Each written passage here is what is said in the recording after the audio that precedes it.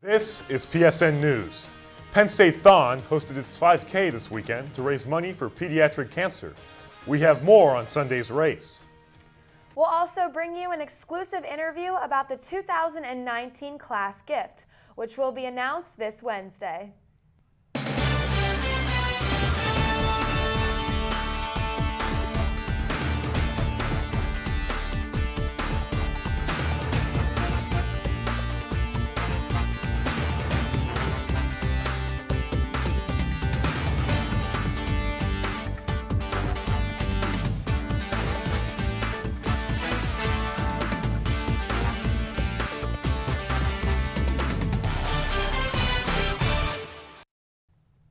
Thanks for joining us tonight. I'm Sebastian Kraft. And I'm Kaylee Grill.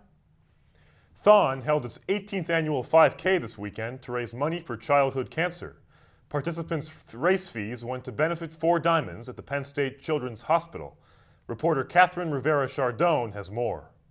Hey guys, we're in front of the Bryce Jordan Center today, here for the 18th annual Thon 5K. It's a little bit chilly out today, so let's find out how people are preparing to run in the 5K. I ran last year. It was a little different. It was really sunny and it was hot last year, so it's still a great event. Wouldn't miss it for the world. I'm expecting some smiles, a lot of running, good energy, even though it's pretty cold today. A lot of warming spirit and feelings in the air, I guess. I'm racing from our Thon family. I'm in Phi Gamma Delta here, and our Thon child Rockney, so I'm here to support him and for a great cause and a great event. I got the opportunity to talk to Maddie Hughes, the Public Relations Director for Thon, and she explains why people should attend Thon events and how people can join them. We have a lot of non-students here today, a lot of people's parents. I've seen a lot of dogs around, so absolutely people can come enjoy the event, run in the race.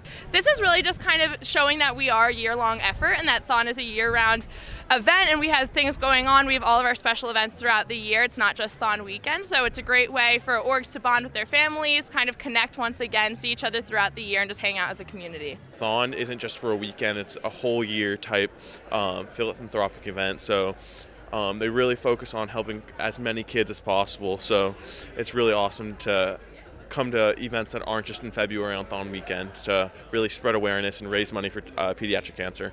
Connor Griffin, a first-year student and member of Thon's promotions committee, says why he joined Thon's 5K and what he expected to see. Today, I'm just expecting a bunch of people, a bunch of motivated people, a bunch of dedicated people to really show what Thon is all about. And I mean, we have a bunch of kids here today and getting to see them just have fun, even though the conditions are not the best. Seeing them have fun in their superhero costumes and seeing them interact with other people, it's been awesome. And I mean, this is a community feeling, and that feeling is definitely evident, even though it is so early in the morning, even though it is 30 degrees out here. It's just been such a great environment, and I'm hoping to see that progress throughout the day. It's going to be awesome. Overall, it's just a great time to come out here and always put a smile on these kids' faces and support a great cause. So People are ready to run and the race is about to start. For more information about Thon, please go to thon.org. For PSN News, I'm Catherine Rivera-Chardone. Center County residents and Penn State students can now expect stronger mental health resources in the area. Center Helps, a nonprofit organization that provides emotional support and assistance in the community, is partnering up with the National Suicide Prevention Hotline.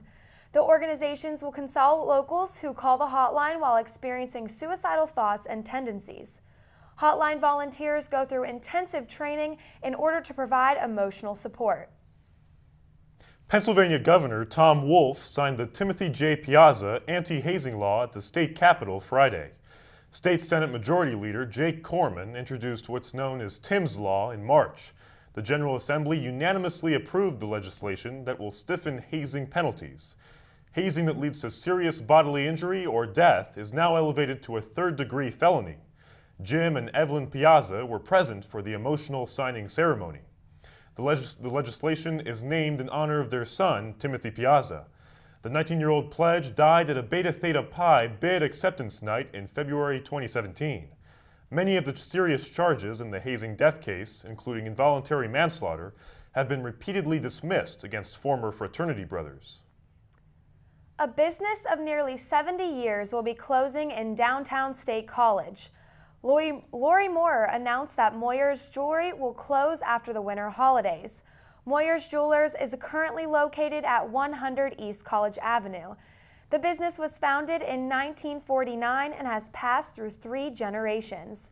The owners say they're closing the store so that they can take a new direction in their lives. A going out of business sale will begin this Tuesday. With Halloween right around the corner, families looking for fall fun flocked to Penn State's Arboretum. Reporter Maddie Beer-Temple has more on this weekend's Pumpkin Festival. Most days, Penn State's Arboretum offers a perfect spot to appreciate nature just across from the bustle of campus.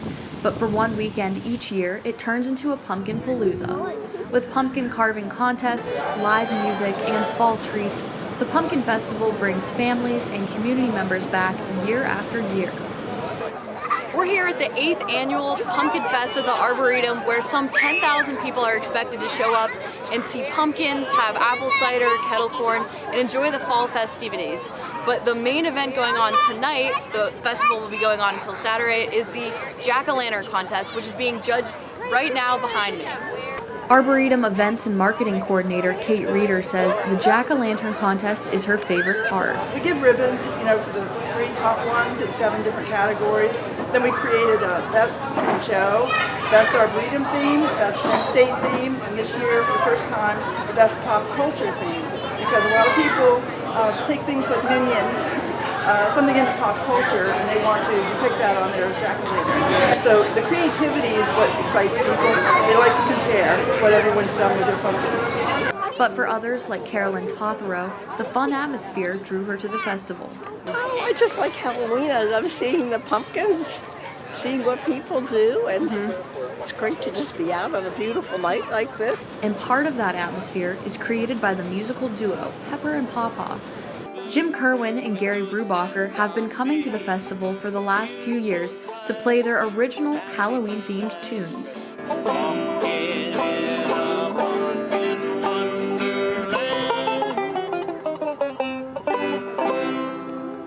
Their message for those not attending: it's a beautiful day. If you're not here, you're missing it. We like entertaining the people, and there's lots of them. We go where they are. Reporting in University Park, I'm Maddie Beer-Temple. Penn State's Interfraternity Council is implementing a new policy that will require members to learn CPR. Each fraternity's designated CPR-certified brother will need to remain sober at group gatherings. Supervisors, known as compliance checkers, will enforce the new policy at various socials.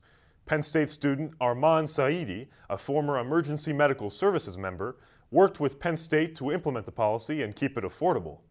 The IFC will fully implement the policy at the end of October once brothers are fully trained.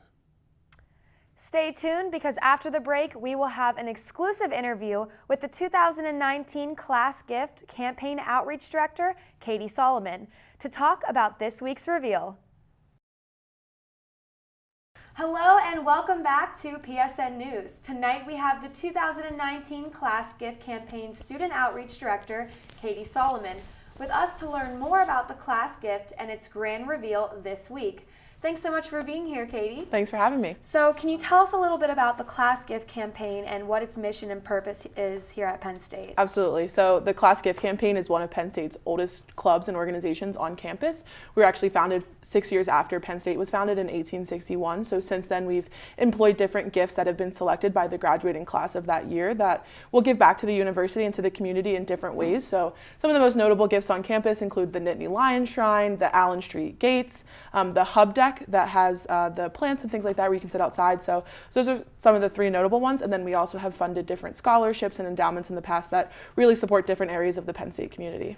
Great. So how does the voting process work for the gift options, and what are those 3 gifts this year? Yeah, sure. So the class of 2019 has submitted different gift options and things that they'd like to see be changed at the Penn State community. And then the executive committee of the Class Gift Campaign goes through those and sees what's feasible. Then we release a list of 10 gifts, and then from there we narrow it down to 3. And then with those 3, the student body and the members of the class of 2019 can vote on which gift they'd like to see be implemented. So how does the executive committee go about choosing that gift? Is it left up to the students to vote? Yeah, so there's 5 students on the executive committee of the class gift campaign, and then we invite different members of the Penn State community to be on the panel as well, different people from Penn State operations and people from the hub staff, just to make sure that the gift is feasible and possible, and then from there the students kind of decide what we think would be the best options for the class gift. Awesome. So we know the reveal is happening this Wednesday.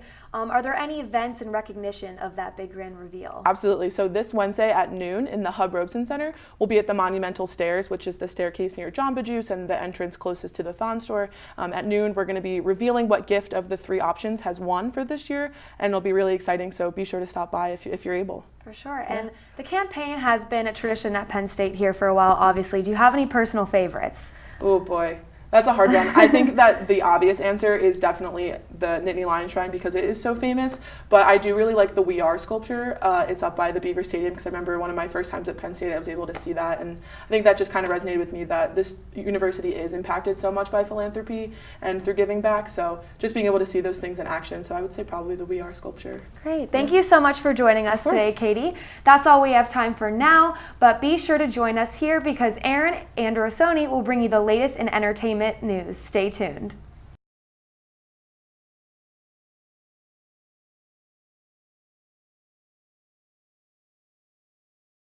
Welcome back to PSN News. I'm Erin Alessandroni with your entertainment update. Penn State transformed into Halloween Town as the Thespians Society put on the musical Young Frankenstein this weekend. The show, more of an adult comedy than a horror, is a parody of the Frankenstein films. The musical opens with a funeral procession announcing the death of Victor von Frankenstein. It's met with cheers from the villagers who have long been plagued by his creation of monsters. Hilarity ensues when Professor Frederick Frankenstein ends up being convinced to continue the family business when closing up his grandfather's estate. Each of the 3 shows were met with applause and laughter from the crowds as they got into the Halloween spirit. Penn State's Chinese Students and Scholars Association held its Mid-Autumn Festival Gala this weekend. Reporter Olivia Cho has more. Last Friday, the Chinese Students and Scholars Association held a youth festival gala at Eisenhower Auditorium. The festival was put on to promote Chinese culture at Penn State. The organization performed various acts, including a group dance by the Happy Chinese Language School, a chorus, a Chinese comedy routine performed by members of the Chinese Theater and Movie Society, and more. We're trying to promote international culture around the campus, trying to have a fusion of different culture events that has people can know better of Chinese culture, so have a friendly surrounding of everybody here. PSN News even got the chance to talk to many of the students who helped put the gala together. I watched the show, the first half of the show, and then when it came for us to perform, we got on stage and then we danced Chinese classes dance. Additionally, many of those in attendance gave their thoughts on the performance as well. And my favorite part of this show is the traditional Chinese cultures, the drama shows. Because there's a lot of the traditional Chinese culture from my hometown, and so I feel a little bit nostalgia right now. After I done like these shows, I feel much better, and I just released the pressure from my shoulders. Overall, the gala was successful and really helped strengthen and showcase the Chinese community at Penn State. Briona reportedly declined to headline the Super Bowl 53 halftime show out of support for Colin Kaepernick. Sources told Us Weekly that despite the offer, Briona declined because of how the NFL kneeling controversy was handled. Former San Francisco 49ers quarterback Kaepernick was the first player to kneel during the national anthem. It was a protest against racism and police brutality. He filed a grievance against the league and its owners in November 2017. Kaepernick accused them of colluding to keep him off the field. Us Weekly reported in September that Maroon 5 will headline instead with a potential performance from rapper Cardi B. This weekend had no shortage of fall-themed events. Reporter Chase McCartney has more on a Thon fundraiser that invited community members to carve pumpkins with members of Alpha Phi Delta fraternity and Gamma Sigma Sigma sorority. As the weeks go by and we get closer to Thon weekend, many sororities and fraternities have stepped up to raise money. Hi, I'm Chase McCartney reporting outside the Alpha Phi Delta's fraternity house. Here, Alpha Phi Delta fraternity and the Gamma Sigma Sigma sorority have held their fall fundraiser. Inside, Penn State students, children, and members of the community were able to carve and purchase their very own pumpkins, with all the proceeds being donated towards Thon 2019. We caught up with the leaders of this event to learn more about Thon and their contributions. We have currently 2 Thon families, Beck and Molly. Molly just turned 5 and Beck is 23. And we're looking to do future bonding events with them and with everyone. It's Halloween season. You know, it's getting spooky, it's getting cold out, the leaves are changing colors. One of my favorite activities as a kid was carving pumpkins. And one of my favorite activities as a college student is Thon. And so we decided we would just combine the 2 things, make a few bucks FTK, and carve some pumpkins. And I think it went really well. In the end, it's incredibly rewarding to know that you played a role in raising the money and helping these families out. Thon will be held from February 15th till February 17th. Reporting for PSN News, I'm Chase McCartney. Back to you. Stay tuned because after the break, Alexa Arcudi will have the latest in sports. Welcome back to PSN News. I'm Alexa Arcudi with your sports update. Penn State football made a comeback this Saturday with a 33-28 victory over the Indiana Hoosiers. The score remained close throughout the entire game. It was tied 14-14 in the second quarter. With 6 minutes and 27 seconds left in the second quarter, freshman Jake Pinniger kicked a 27-yard field goal. That put Penn State in the lead at 17-14. The fourth quarter began with Penn State winning 26-21 until Trace McSorley on a 4-yard run, leaving the score at 33-21. With just 49 seconds left in the game, the Hoosiers were able to score. However, they could not defeat the Nittany Lions. Penn State moved up from number 18 to number 17 in the NCAA college football ranking. The number 10 men's ice hockey team finished the weekend with a 4-1 victory over Niagara. Scoring began with junior Nikita Pavlichev in the first period. Niagara was able to tie the game midway through the second period. That left the score at 1-1 until the final period of the game.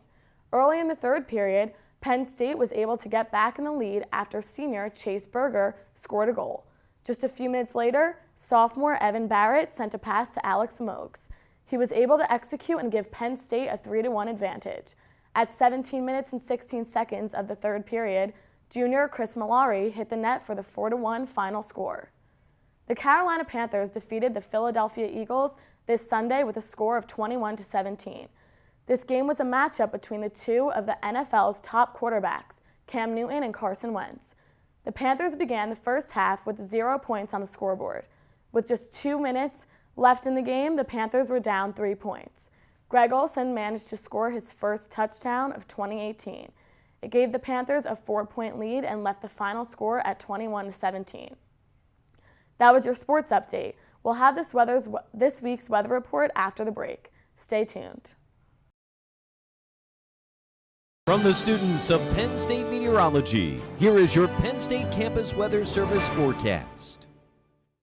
A happy Monday evening, State College. I'm student meteorologist Patrick Wright here with your CNET forecast, and we're going to take a look at our fall foliage. So we have some high color in the northeastern portion of the state, but moderate color in the rest of the state. So all the way from Philadelphia up to Erie, some of the leaves have not exactly changed or reached their full vibrancy just yet. But we do have some of that high color creeping down into Pennsylvania. Now, it may not be as spectacular as years past, but at least it's something for some trees. So if you want to go take a look at the fall foliage or anything in general outside today, it's partly cloudy right now over Beaver Stadium, 52 degrees as you step outside, and a south-southwest wind of 14 miles an hour. So looking at the temperatures around the rest of the region, 54 over in Altoona, and for the rest of the state, that's going to be a general spread. Some of the clouds hanging around over in Scranton at 45 degrees, and then the lower to mid-50s for the rest of the state, 56 in Harrisburg, and that'll be the warm spot. Now, in terms of the radar, the clouds are hanging around in Scranton, but otherwise everywhere else,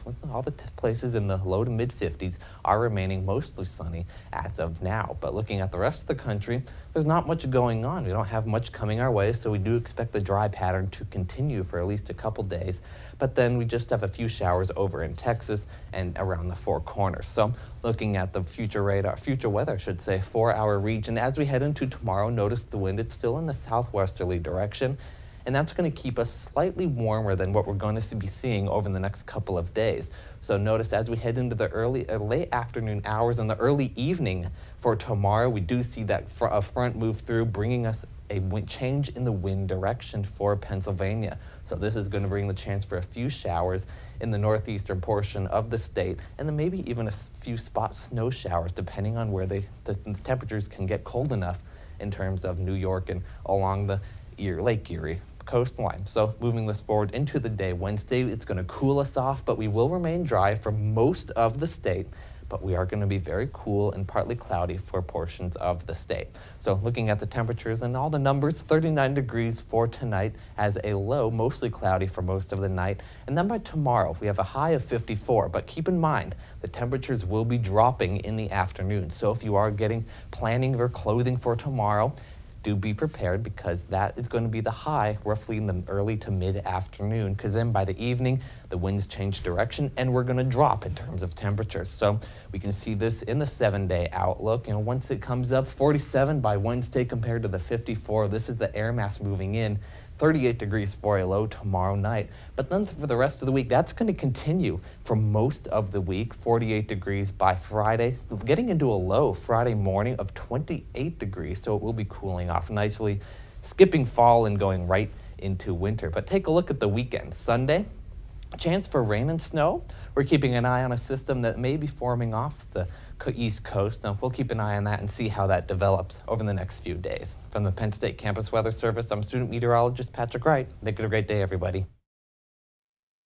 The Washington Post is firmly rejecting Saudi Arabia's alibi for the murder of a contributing columnist.